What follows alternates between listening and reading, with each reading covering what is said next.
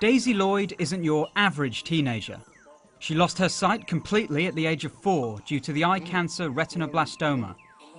But thanks to her dad, she's able to play video games.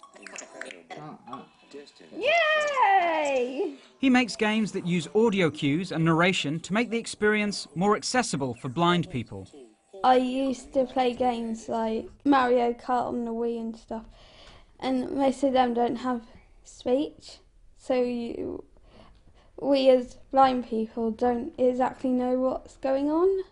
It was obviously very upsetting when Daisy became blind, for Daisy and for the whole family, but to realise that there was more out there than what you see, that was the first moment. As well as inspiring her dad to create his company, Daisy has also become the chief tester for his games. With jumping saucers, my dad enhanced voiceover things like that so that we know what's on the screen. It's really difficult to blindfold yourself and test your own game. So I've tried closing my eyes and testing the game, but I haven't got the discipline because I want to succeed at the game, so I cheat. This space shooter is a game currently being worked on. You tilt the iPad to move the spaceship, and sound alerts tell you when you're in the enemy's crosshairs so you can dodge their attacks. As you can see, it's very visual too, with the aim being that it appeals to non-blind gamers as well.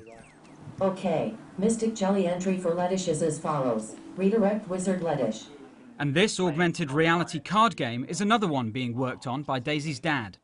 It's a kind of sci-fi top trumps where you can scan the cards to get information on them. Okay, Mystic Jelly entry for Theatron is as follows. The feeling of oneness with Theo.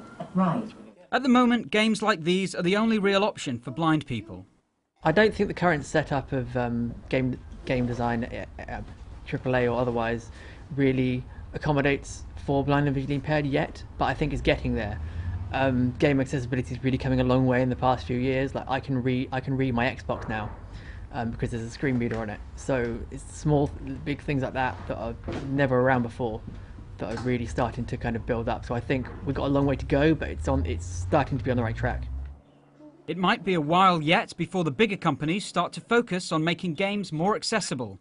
But in the meantime, it's the smaller companies that are leading the way. Left, this is music mode. Chris Cregan, Sky News.